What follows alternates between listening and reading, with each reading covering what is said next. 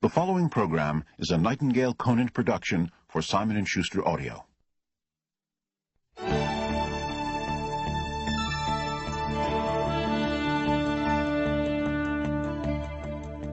You're talking about motivation. That's it. And that's what I'm going to be talking about is motivation.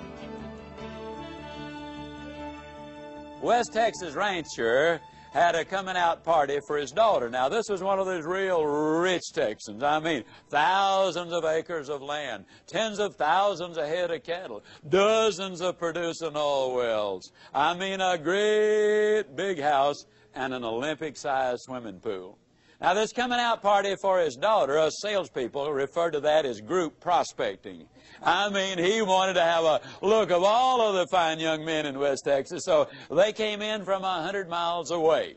Well, they had a marvelous occasion, and along about midnight, the host invited them out to his Olympic-sized swimming pool, which he'd had the foresight to stock with water moccasins and alligators. And he said to the young men, he said, now the first one of you young men who will jump in this pool and swim the length of it, he said, I'll give you 5,000 acres of my best land.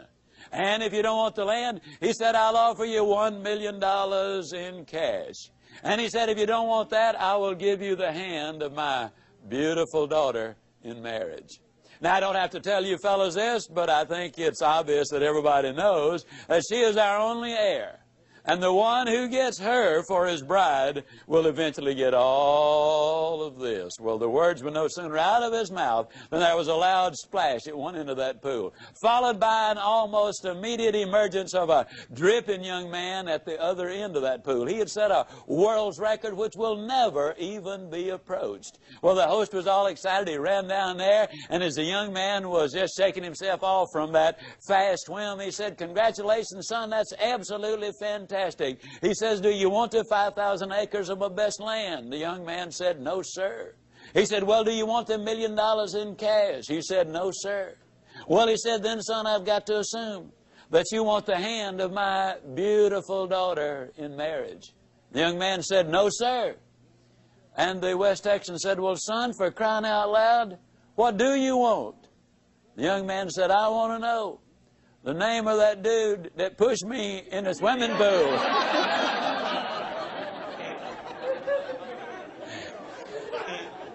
Now, I think we'll all agree that he was motivated. But I think we'll also agree that most people are confused about motivation. One of the favorite questions the media often ask me is, Mr. Ziglar, now you're going to do this 4-hour seminar. Yep, that's right. And you're going to get the people all motivated. I said, I sure hope so. That's what management brings me in for. Well, let me ask you a question, Mr. Ziglar. Where will these people be a month from now, 6 months from now? In other words, Mr. Ziglar, tell me, is motivation permanent? Well, I got to look at you folks and say, no, motivation is not permanent. But then neither is bathing. But that doesn't mean I don't approve of bathing. As a matter of fact, I strongly encourage it. Eating is not permanent unless you don't eat, and then pretty soon your condition will be permanent. No, motivation is not permanent for the simple reason that we've got demotivation, which takes place every day of our lives. There's more confusion about motivation and positive thinking than just about anything that I have ever encountered. I believe in this presentation, though, we're going to be able to clarify much of that for your benefit, and more importantly, share with you how you can keep the motivation and the positive thinking going. Positive thinking won't let you do anything. I get so annoyed when I hear some people enthusiastically stand up and say, man, with positive thinking, you can just do anything. Just believe it, and man, think about it positive enough, you can do it. I believe that's ridiculous. See, I'm 60 years old. I don't care how positive I got. I could not whip a boxing champion. I don't care how positive I got. I could not play football in the NFL or the basketball in the NBA. I don't care how positive I got, I couldn't perform major surgery on you and have you live. Nor could I give you a lecture on nuclear physics. Positive thinking won't let you do anything, but it will let you do everything. Better than negative thinking will. Now, I know that for most busy people, getting regular exercise is about as easy as climbing Mount Kilimanjaro. But it can be done. You've just got to have a plan. You've got to set some goals, because it's just as difficult to reach a destination you don't have as it is to come back from a place you've never been. Unless you have definite, precise, clearly defined goals, you will not realize the maximum potential that lies within you. And this applies to every aspect of your life, not just to exercise. Now, here's some steps you can take towards that end. First, identify your goals, and next, set a deadline for reaching them. Make a list of obstacles you have to overcome to reach your goals. Identify the people who can help you overcome those obstacles, and make a list of skills you have and those you need to achieve your goals, and then develop a plan. Now, a word about goals themselves. There are 7 different kinds of goals. There are physical, financial, spiritual, career, family, mental, and social. And these 7 types of goals share several characteristics. First, to be effective, they must effect change. We must have some big goals, because thinking big creates the excitement necessary for accomplishment. Second, you must have some long-range goals so that short-range frustrations don't stop you in your tracks. Occasionally, circumstances do arise that are beyond your control, and oftentimes, obstacles such as market changes, sickness, accidents, or family problems can be pretty intimidating. But by keeping your eye on the prize, you will find that the excitement of winning that prize will carry you through the tough times. Third, if you don't have daily objectives, you qualify as a dreamer and not as a doer. Dreamers are fine, provided they build foundations under their dreams by working daily towards them. Often, the difference between the great and the near great is the awareness that making it big means working every day towards our long-range objectives. And 4, your goals must be specific, not vague or general. If you want a new home, for example, know every detail of that house. How many square feet, number of rooms and bathrooms, the shape of the living room, the type and kind of lot, its location. If it's a car you're dreaming about, picture the make, the model, the color, and every option you want it to have. You see, if you want to reach your goal, you must see it, be able to smell, to touch, and to taste it. Know how it looks and what it feels like in your own mind. Before you can reach that goal, you see, it is true that whether you think you can or think you can't, you are generally right.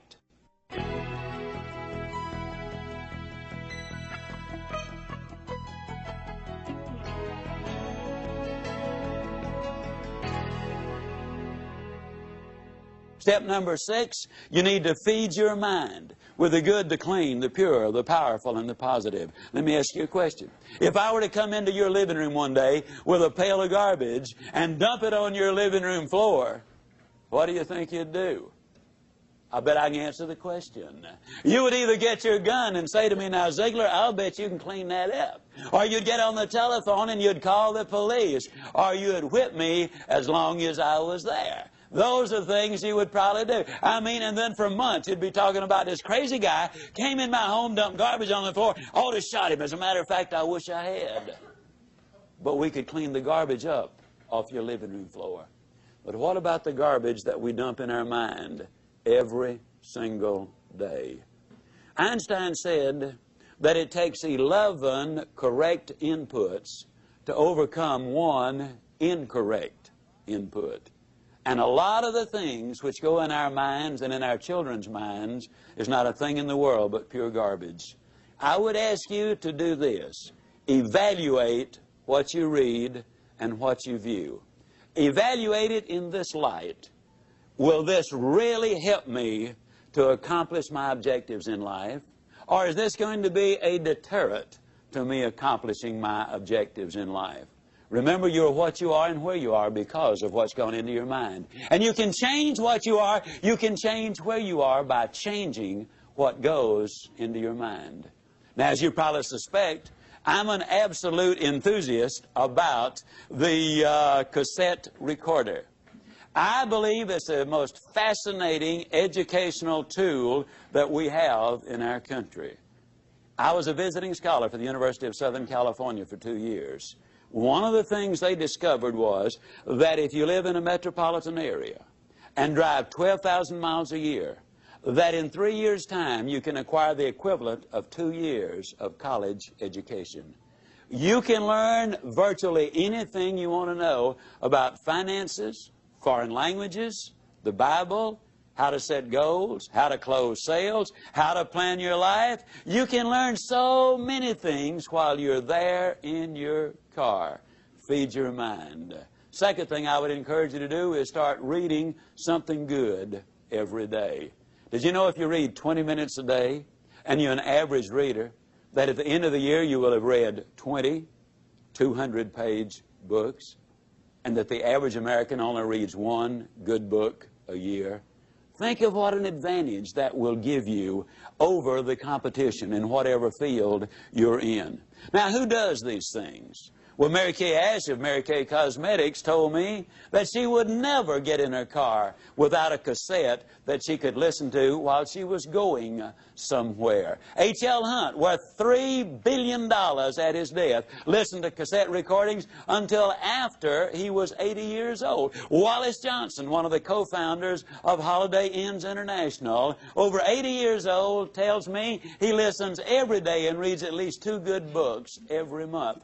Alan Bean, one of the astronauts who walked on the moon, told me that the astronauts on their way to the moon and back, and please understand, these people have the best self-images, the most clearly defined goals, the most positive mental attitude. They're the most confident, competent people as a group, maybe that our country has. But these people were listening to motivational recordings on their way to the moon and back.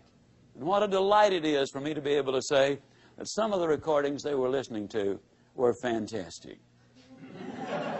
You need to feed your mind. Now, a lot of times people say, yeah, you know, when I'm down in the dumps just a little bit, I really enjoy listening because it gives me a lift. Well, I'm glad to hear that, but let me give you the most surprising news maybe you've ever heard. It's good to listen when you're down. But, folks, the ideal time to listen is when you're sky high. Let me tell you why. When you're down, sometimes you grab at straws, and sometimes you grab the wrong straw. Also, a lot of times, and here's the real benefit to listening, it triggers your imagination, stirs up all of the stored information which you already have in your mind, and a lot of the good ideas then come forth. But if you're too down to accept them, then you turn away the very best ideas of all. Listen when you're up. And then, with those endorphins popping, and they do pop as a result of listening to good motivational recordings, when you listen then and new ideas pop in your mind, it generates even more excitement. Here's what we've discovered. You need to listen at least 16 times to get the complete message. That's the reason I say listen to this over 16 times, because you will get all of it then. It will become a part of you. Let me say it again. You probably have been in the process of making decisions right now. As you listen, you will make those decisions. But as you listen over and over, the decision changes to commitment. And once you've made the commitment, then you will seek the training which will make the difference, because that means behavior changes. And when you change behavior, then you start developing winning habits. And that's what this is really all about. Step number 7, if you want to build a winning attitude, you need to take time, and this is probably going to surprise you, based on what you've heard me say so far, but you need to take time to be quiet. You know, the average American sleeps 30 minutes too late. every day. And when that opportunity clock does sound off, they hit the floor, I mean, in a dead run. They scoot past the kiddies' room on the way to the kitchen. They bang on the door, and they say, "Get up, kids, we got to go to school." Now, I don't have to tell you again, we were late yesterday morning. Don't want it to happen again. And they scoot on back to the kitchen. They plug in the coffee maker and the toaster. And on the way back by the kids' room, they bang again. Now, what I tell you, not going to have to tell you again. They scoot in, they get dressed real fast. You know, they shave and apply their makeup. And by then, the kids are up. They rustle them into the den, and they set a bowl of cereal in front of them, turn the television set on, running their mind and their body all at the same time. They gulp their breakfast down, they hop in their car, and woe be to that person who dares to pull in on them when they've got the traffic jump on them. I mean, it will be too bad for them if they do. They hustle down, they drop their kids out, they rush on down to their work, and they're busy all day, and in the evening they come home and repeat that process, and by the time they get ready for bed, after watching 3.5 hours of television, they are exhausted. You know what we need to do, folks? We need to take time to be quiet. You need to do it at least 4 or 5 times a week. A lot of people say, "Well, that guy keeps talking about time for this and time for that. I don't have time for all of these things." Let me tell you how you can create an extra 3 hours every day of your life. Guaranteed. Get your TV guide out on Sunday afternoon and look at the shows that you really want to see that week. Over 70% of all of the time spent watching television, you're watching things you have no interest in watching. Let me encourage you to do this. Take a slow, lazy, drifting, absolutely meaningless walk. Just almost go to sleep on the walk. Not an exercise walk, you need to do those too, but a very quiet walk. Pick out a place in your home where you can be absolutely quiet on occasion. If you have to get up 30 minutes earlier, that's wonderful. I don't know why, but I seem to wake up earlier in the winter months than I do in the summer months. And when I get up, it's pitch dark. I have a nice little office. I go in there and I turn on the gas log. And I sit there. And every time I do that, without exception, I have the most exciting day of my life. I simply run through my mind the things I'm going to be doing. As you plan the day, as you think of all of the things we've got to be excited about, it really does renew your energy, and it gets you excited about the day. Now, let me tell you something. This is going to be one of the toughest things you'll ever do. When you sit down saying, "Well, I'm going to sit perfectly quiet for 20 or even 30 minutes, you will think of 2,868 reasons or things that you've got to do. You try to decide, do I raise the window or lower it? Do I turn the heat up or down? Do I cut the air conditioner off or do I turn it more full blast? Do I really need to go to the bathroom? Am I going to get me a cup of coffee? What is that noise against the outside? Maybe I better check up on that." Resist the temptation. Spend a few minutes in quiet, reflective thought.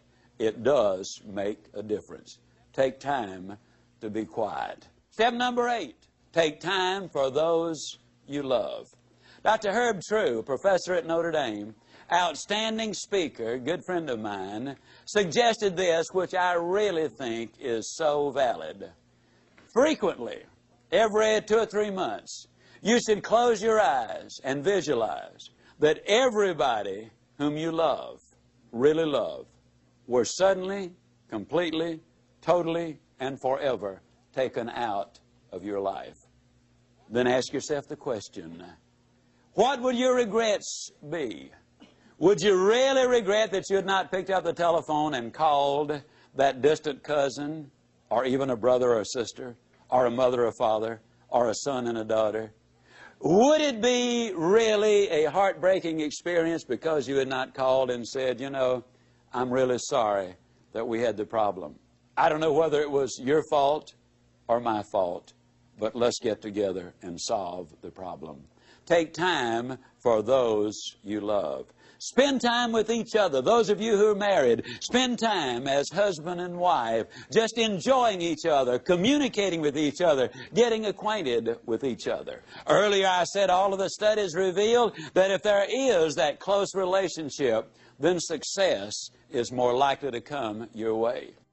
Korn Ferry International, an executive search firm in New York City, in conjunction with the UCLA School of Management, did a study on 1,362 vice presidents, men and women who were aspiring to the president's chair. Their average income was $215,000. They had spent an average of 15 years working for the company, and the most lucrative of them, those who had the highest paying of all the jobs, had had 2 or fewer jobs in their lifetime. They were loyal to their company. 87% of them were still married to their one and only mate. 92% of them were raised by 2-parent families. But the story has even more. They said they considered integrity the most important characteristic in their success arsenal. 100% of them said hard work was absolutely necessary. 89% of them had 2, 3, 4, or more children. 71% of them also said that if they had more time, they'd spend it with their wives. 50% said with more time, they would spend it with their children. Incidentally, the average one worked a little over 50 hours each week. So they're not working those 80 and 90 hours a week that a lot of people might think they are. And they're living a balanced life. 89% of them also were either Catholic, Jewish, or Protestant, and their faith apparently had some meaning to them. U.S. News and World Report did a study of the millionaires in America. There are now 1 million of them. They said the typical millionaire has gotten that way because he's earned his money or her money over a period of 20 to 30 years. They do work about 50 hours a week. They're still married to their high school or college sweethearts. In other words, the family is intact. Incidentally, a couple of other little things you'll be intrigued about this. They discovered that less than 1%, and the implication was it was considerably less than 1%, of all of the millionaires in America earned their money in music, radio, television, the movies, and all athletic endeavors combined. Considerably less than 1%. Intriguing, isn't it? Also, they discovered there are far more salespeople who are millionaires than doctors. And me being a salesman, I kind of related to that one. I thought it was neat. Now, what does all of these studies really say? These studies say that if we can build that relationship with those we love. Now, your family might simply be mother and daughter. It might be father and son. It might be husband and wife. It might be brother and sister. But you know who you're close to. The better you get along with the ones you love, the more likely you are to be successful in whatever else it is you do. Now, what do these steps involve? Let's do a very quick review of them. Those 8 steps, number 1, we decided we would not judge the day by the weather. Number 2, we'd learn to look for the good in every situation and every person. Number 3, we would greet people properly, whether it was on the telephone or in person. Number 4, we would identify the go-lights of life for what they really are. Number 5, we would take care of our physical body. Number 6, we would daily feed our mind with the good and the clean and the pure and the powerful and the positive. And number 7, we would take time to be quiet, to recharge our batteries. And number 8, we would spend time with those we love. Now, let me give you a little warning. When you start doing the things we're talking about, when you start talking about go-lights and warms and strong ends, when you start talking about super good but I'll get better, when you start talking about outstanding but I'm improving, there will be some who will criticize you. You can count on it. But let me tell you this, since the beginning of time, nobody has ever erected a statue to a critic. So obviously, they're not held in such high esteem. I might also warn you that there are some people who will laugh at you. But let me remind you that the little world laughed, but the big world gathered on the banks of the Hudson when Robert Fulton went steaming by. The little world laughed, but the big world was at Kitty Hawk when the Wright brothers made that historic flight. The little world laughed, but the big world was tuned in when Alexander Graham Bell made that phone call that open the lines of communication which are so important today. The little world might laugh as you set out on your objective, but let me point this out. The big world is going to be right there at the finish line, cheering you across. Let me also emphasize that what you get by reaching the destinations you set in life, what you get is not nearly so important as what you will become by reaching your destination. You see, you'll become the winner you were born to be. Buy these ideas. Do these things. Take these steps. Follow these procedures, because if you do, I can close by saying, do these things, and I definitely will see you. And yes, I do mean you at the top.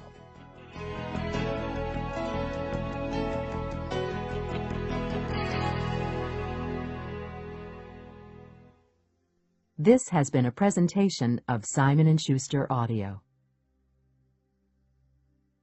You know what positive thinking will do?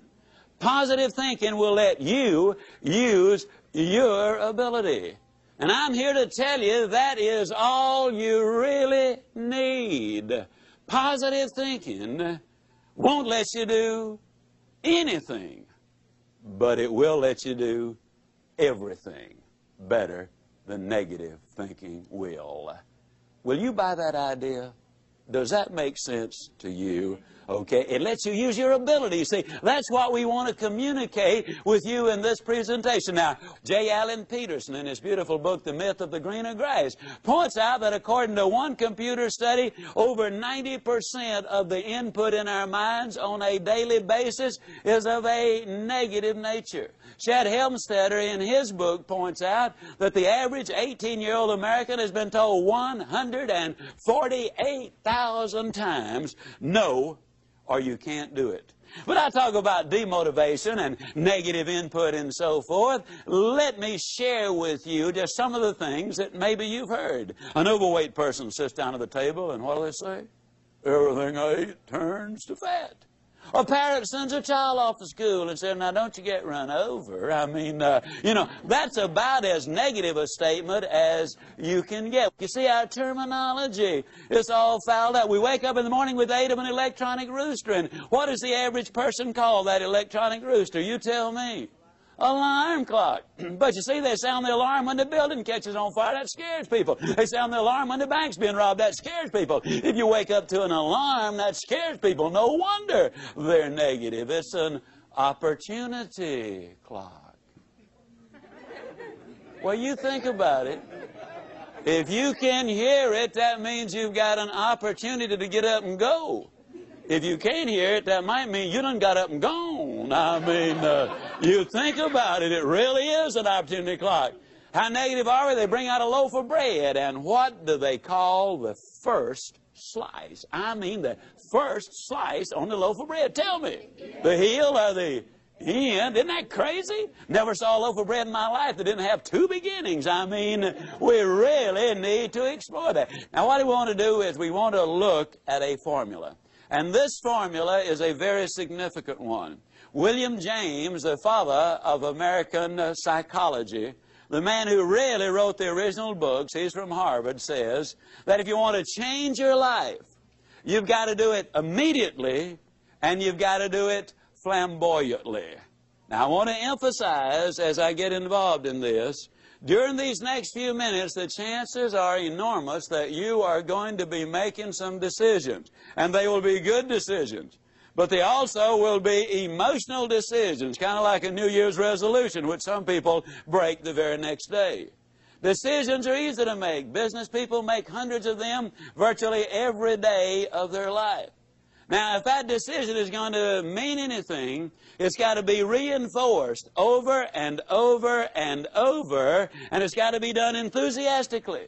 Now, if it's reinforced often enough and enthusiastically enough, then the decision becomes a commitment. Now, once you've made a commitment to do something in your life, ladies and gentlemen, then you will seek the training. You will demand the training that will enable you to utilize and reach the commitment which you've made. Now, training is what makes behavioral changes in your life. If the training is good, that means you will develop winning habits. And ladies and gentlemen, all you've got to do is practice winning habits long enough, and you yourself will become a winner. You see, we were born to win. I believe that with all my heart and soul. We were born to win. The unfortunate truth is, many people have been conditioned to lose. So as we look at this formula, as I share these steps with you, I want to really encourage you to listen carefully this first time, but also repeat it over and over until it becomes a part of you.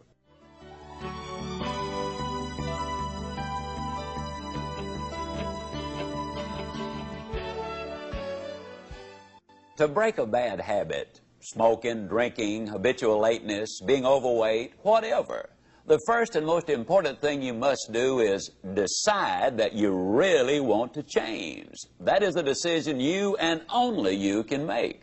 Without this motivation, no person or procedure will have any significant impact on your behavior. You must decide that you want to take control of your life, that you want to be free, that you want to do things with your life instead of having things done to your life. Secondly, if you need to, get help. Interestingly enough, many people quit their bad habits in the same way they acquired them, by associating with people who share their goals. Alcoholics Anonymous, Gamblers Anonymous, Overeaters Anonymous, literally hundreds of self-help organizations provide just this sort of positive association and support for people with problems. Thirdly, try substitution. There is really no such thing as eliminating a habit. You simply substitute a good one for a bad one. The psychologists say that it's important to have a new activity or habit to fill the void when you start shedding old habits. In place of eating, you might try jogging. Instead of drinking, you might try talking. In place of smoking, substitute writing. In other words, don't be unwise in your habits, but rather aspire to maturity and wisdom and keep your mind well and emotions focused on positive ideas. Step number 4. Use the psychological technique of imaging, of visualizing yourself as free of that destructive habit. Picture yourself as doing something else, something positive, something winning. And a final suggestion. Once you decide to grab hold of a new habit, you will need, for a while, to force yourself to hold on real tight, to hold on to it for all you're worth. Eventually, it will get easier and even become fun. But at first, to make it stick, to turn it into a real good habit, you've got to make yourself do it for at least 21 consecutive days. Do it for 21 consecutive days in a row, and you'll have a real good shot at beginning to live a different kind of life. You might just become a happier, more motivated, excited, and enthusiastic person.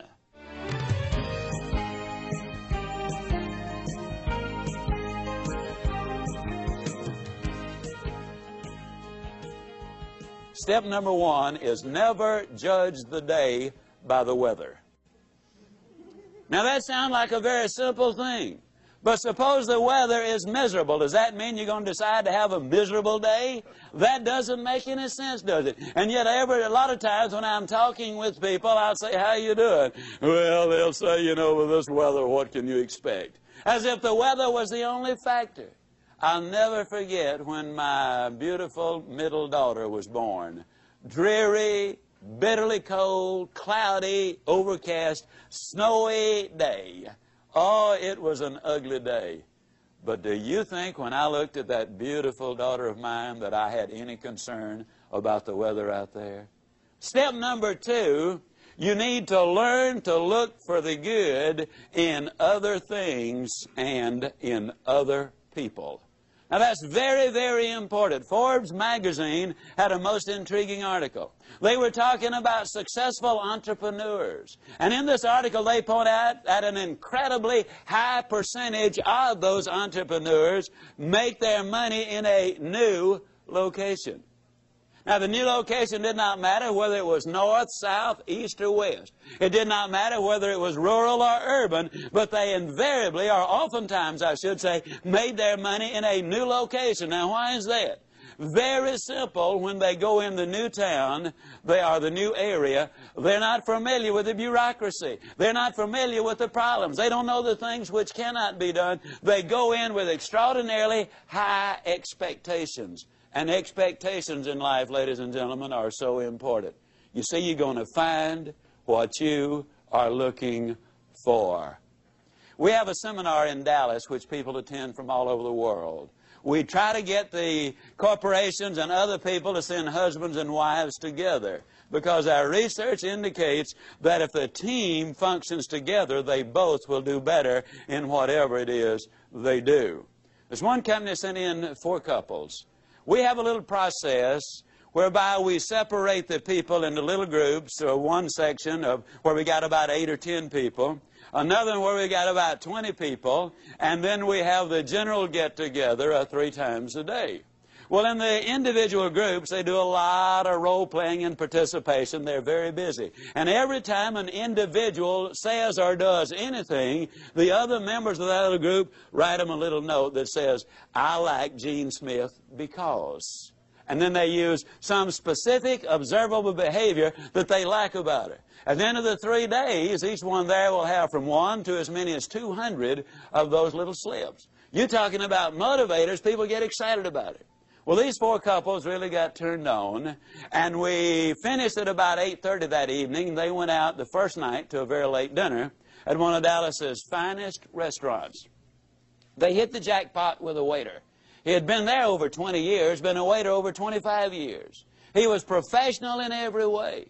He was there when he was needed, but he did not join the party. He was friendly, but he was not familiar. At every need, he was there. He was really great. There was a lot of interchange. They got his name. When they left, because he had contributed so much to the enjoyment of the evening, they left him a 25% tip, which is significant in a very expensive restaurant.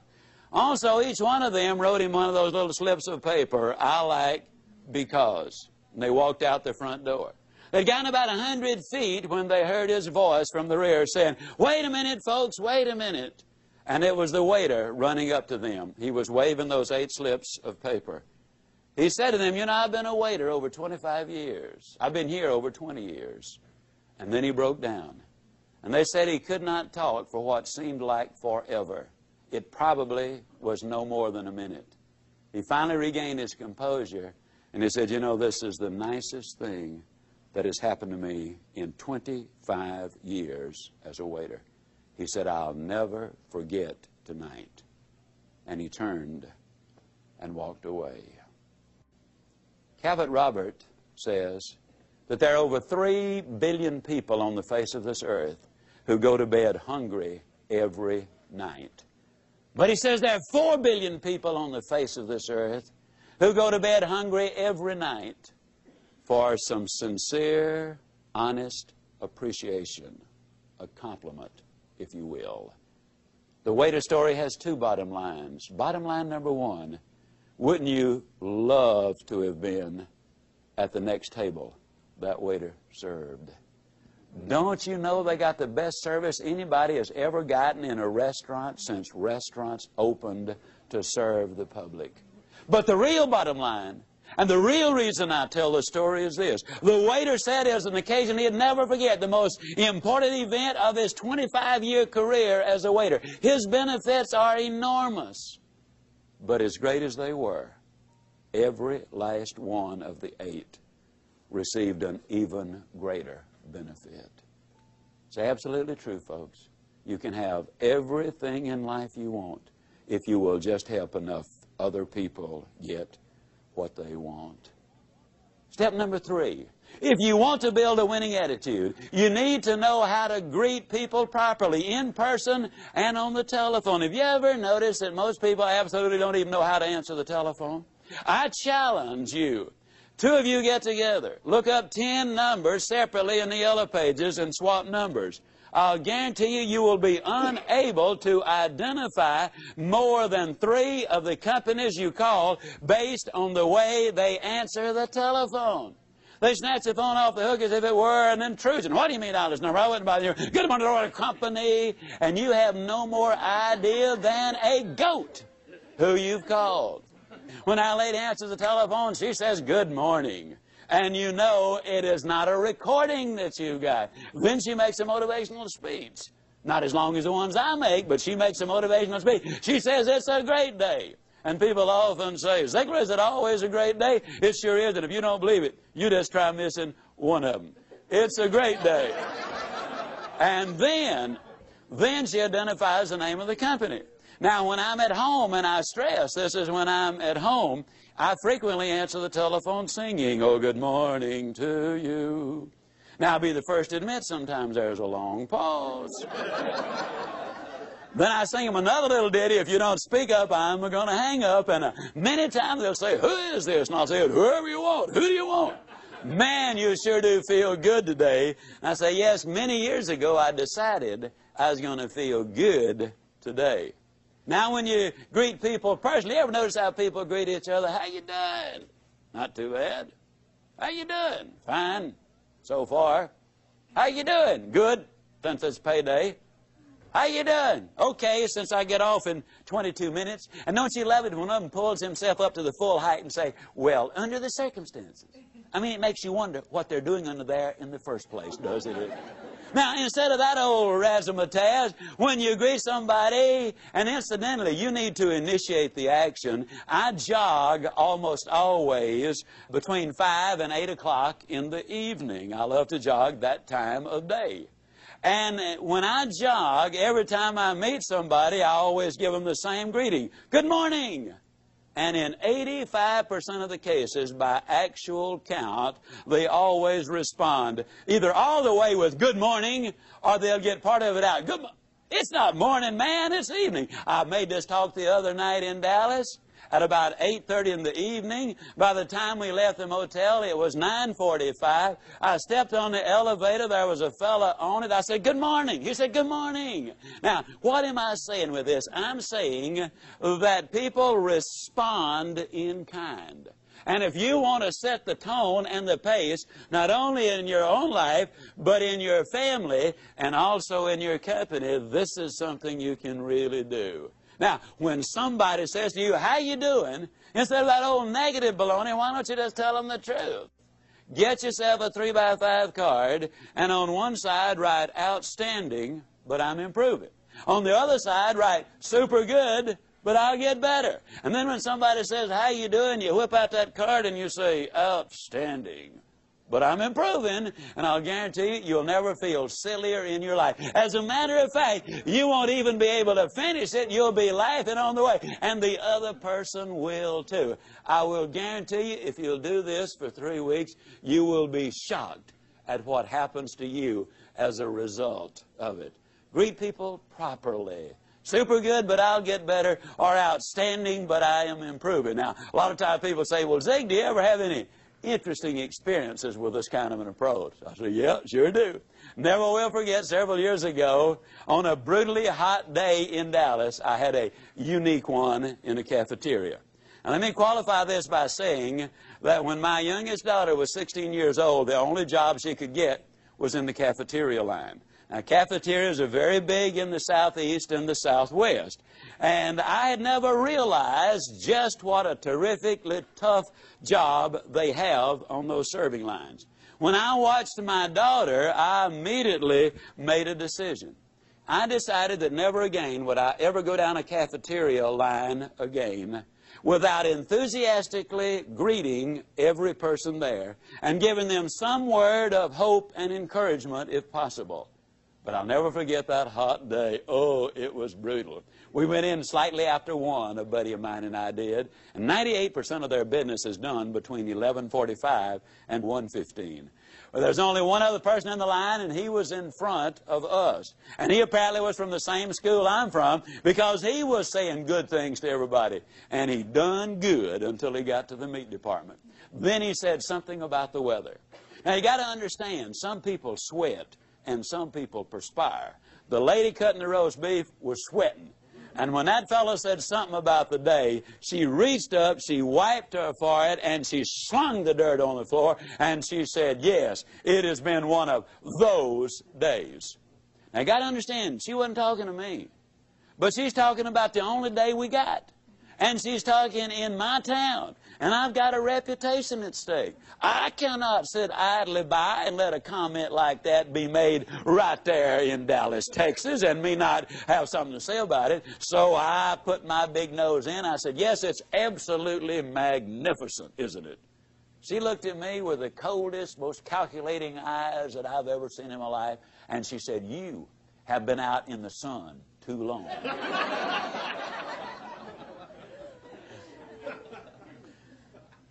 I said, no, ma'am, I've just gotten back from overseas. And I have seen children without any clothes to wear. And I've seen grown men and women without any food to eat. I've seen sanitary conditions which would turn your stomach to an incredible degree. I've seen poverty beyond your wildest imagination. And I look at you and you're young and you're pretty, and you're healthy, and you're working. And I know that if you really buy in to the American free enterprise system and give this job which you've got absolutely everything you've got, I know that you can move right up in this company because I'm familiar with this company. And I know that someday you can manage this restaurant or another one like it. And who knows if you really buy into the American dream, but what someday some investors might look at you and decide they wanted you to become a part owner in the enterprise. Personally, I thought it was a magnificent, off-the-cuff, impromptu speech. And I knew that she was grateful for it. I knew that she was especially grateful for the fact that I'd taken my valuable time and given her these priceless insights which were going to make a difference in her life. And I knew she wanted to thank me for doing it, but for fear she might have missed her cues, I decided to give her a little lead-in. I said, now you feel lots better, don't you? She looked at me with even more disgust and said, you are sick.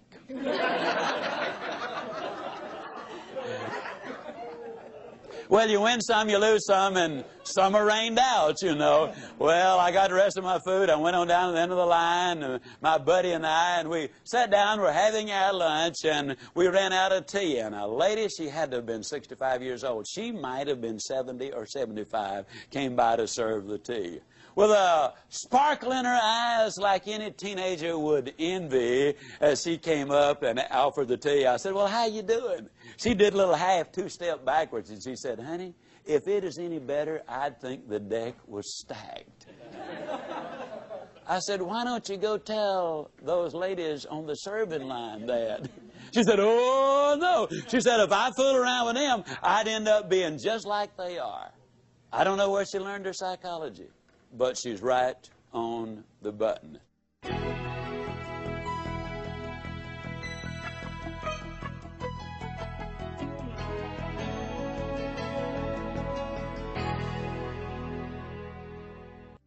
When I say it's important to greet people enthusiastically, I'm really talking about having the right attitude, being positive and upbeat. Having the right mental attitude is one thing most professionals agree on because it is the main reason for the success of any project. In short, your attitude is more important than your aptitude. Now, here's where you come in. You can alter your life by altering your attitude. You are not stuck with the attitude you have. Good, bad, or indifferent, your attitude can be changed. So, how do you get up when you're down? Well, first, you recognize when you are down. Ask yourself, do I feel really down? Do I resist change? Am I negative when others are trying to be positive? Am I a put-down artist? Would I rather say no than yes? Second, understand that there are seldom, if ever, any hopeless situations. Only people who lose hope in the face of some situations. Third, know that the condition is temporary and can be changed. Fourth, you schedule your downtime. Set a time limit on how long you plan to stay down. A couple of hours for minor things, maybe a few days, even a week for the bigger disappointments in life. In any case, know which day will be your get up and go up day, and get up and go. And fifth, try this new motto on for size. Go with the flow. When your boss tells you to do something, do it with style and with a smile. Instead of making excuses when a friend compliments you, just smile and say, thank you, instead of putting yourself down. Remember, attitude, like the flu, is catching, so make certain that yours is worth catching. If you wanted the flu, you'd visit someone who had the flu. To catch the right mental attitude, you must go where it exists. So begin by associating with positive, energetic people and avoid the naysayers. And before long, when someone asks you how you are, you'll respond in a positive and enthusiastic manner.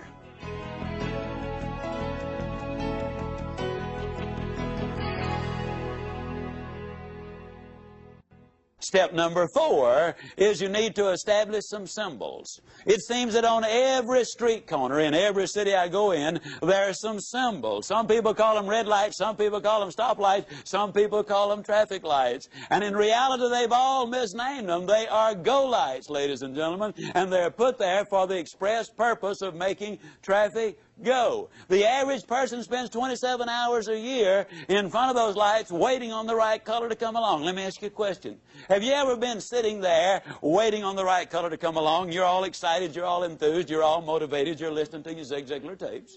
And as you sit there, you look out the side of your eye and you can't believe it. Here sits a dude over there and he's waiting on the right color to come along too. He's got a good and firm grip on that steering wheel. I mean, he doesn't want that car to go anywhere. And he's talking to that light up there, you know, and you watch him a minute, you can't believe it. He's got his foot on the accelerator. He's racing the engine to change the color of the light. How many of you have actually seen some dodo sit there racing the car motor trying to change the color of the light? Can I see your hands? Now, folks, I hate to be negative. Matter of fact, I won't be negative. I'll be like a little boy came home from school one day and said, Dad, I'm afraid I flunked that arithmetic test. His dad said, son, that's negative. Be positive. He said, Dad, I'm positive I flunked that arithmetic test. I don't care how much you race that car motor. It's not going to change the color of the light. Now, let me emphasize a point. Those of you who thought it might be a little juvenile a minute ago for you to say super good, but I'll get better, or outstanding, but I'm improving. If you think that's juvenile, what do you think it is to sit there at a racing car engine trying to change the color of the light? Good friend of mine, Bernie Lopchick, Winnipeg, Canada, most positive man on the face of this earth. I know he is. Bernie's so positive he's never had a cold. Every once in a while he has a warm.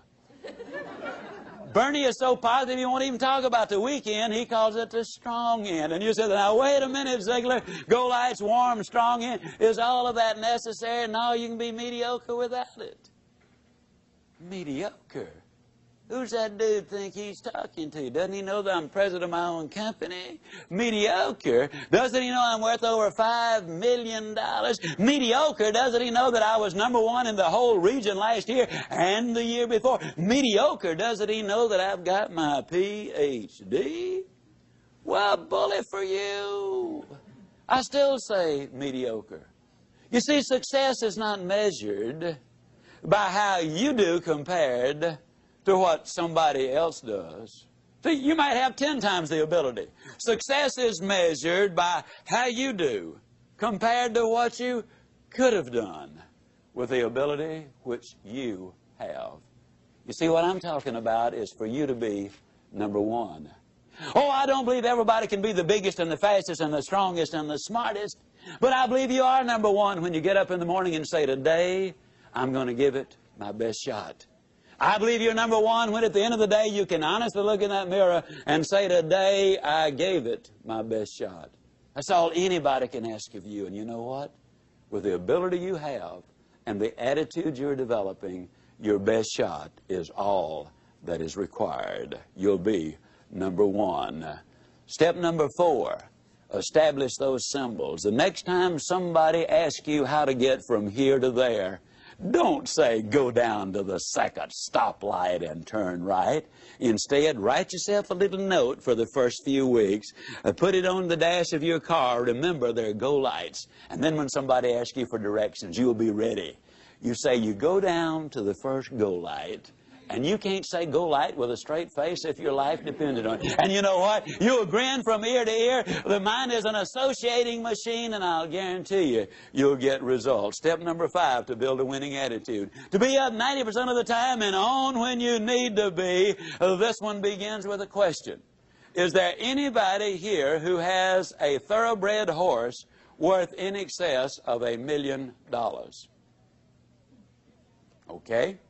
If you did have a thoroughbred horse worth over $1 million, would you keep him up half the night, let him drink coffee and booze and smoke cigarettes and eat junk food? What about a $10 dog? $5 cat? You know, actually, you treat a $5 cat better than you do a $1 billion body. And if you had a $1 million thoroughbred, you'd have the best trainer in the country. You would hire a dietitian to make certain his food was exactly right. You'd have the best facilities. You'd have an air-conditioned barn in the summertime and a steam-heated one in the wintertime. $1 million investment. But here's this $1 billion body. Step number 5 really boils down to the fact that we need to take care of our health. Now, to do that, there are some very simple things to do. You need to get a reasonable amount of sleep, ladies and gentlemen. Dr. Forrest Tennant, the #1 drug authority in the country, in my opinion, is a consultant for the National Football League. He's a consultant for Texaco. He's a consultant for Abbott Laboratories, the Justice Department, the Los Angeles Dodgers. Has the largest research staff of anybody in the country. Dr. Tennant says that you need a certain amount of sleep. It's a must. Because sleep is the only function which permits the brain to replace certain chemicals in the body. And a lot of people who have difficulty in life can be traced directly to the fact that they've upset that balance by not getting enough sleep and by putting those chemicals into their system, which destroys that. You need a certain amount of sleep. Number 2, you need to eat a well-balanced diet. Number 3, you need to get on an exercise program. I'll just point out that I got on an exercise program 15 years ago. I'm going to brag just for 1 second. In January the 5th, 1987, I went to the Cooper Clinic in Dallas for my physical. I go every 18 months. While there, I stayed on the treadmill longer than any active player in the National Football League who's been tested, and lots of them have been tested. I'm 60 years old. I have a resting heart rate of 41. I can do things today I never could have dreamed of doing when I was 25 years old. When I got on this program 15 years ago, the first day I ran a block. I'm here to tell you that a good exercise program will make a dramatic difference in your life. If you're over 30 or over 30 pounds overweight, get medical advice before you get started. Be sensible about it. Do not try to be a weekend hero and end up in serious trouble. Take care of yourself, but do what is necessary to get in shape physically. Now, a lot of people say, well, Zig, I know you're terribly busy. When do you have time to run? Well, I am so busy I don't have time not to run. That's a literal truth. You see, when you exercise, you activate the pituitary gland. The pituitary gland floods the system with endorphins. Endorphins are over 200 times more powerful than morphine. And the result is you end up on a natural chemical high. And for the next 2 to 5 hours, you're far more productive, far more creative, far more energetic. I invest that few minutes in running and get back hours as a result of it. Take time to get in shape. You need to avoid poison. I'm talking first of all about smoking cigarettes. Every time you smoke a cigarette, you have just decided to die 14 minutes earlier than you otherwise would have died. 17 2/10% of all the deaths in America are attributed directly to smoking cigarettes. Keep that poison out of your system. Booze, every time you take a drink, it damages and destroys brain cells. We now know that expectant mothers, even if they drink very, very, very, very moderately during pregnancy, it has an impact. Step number 5, ladies and gentlemen, you need to take care of your health.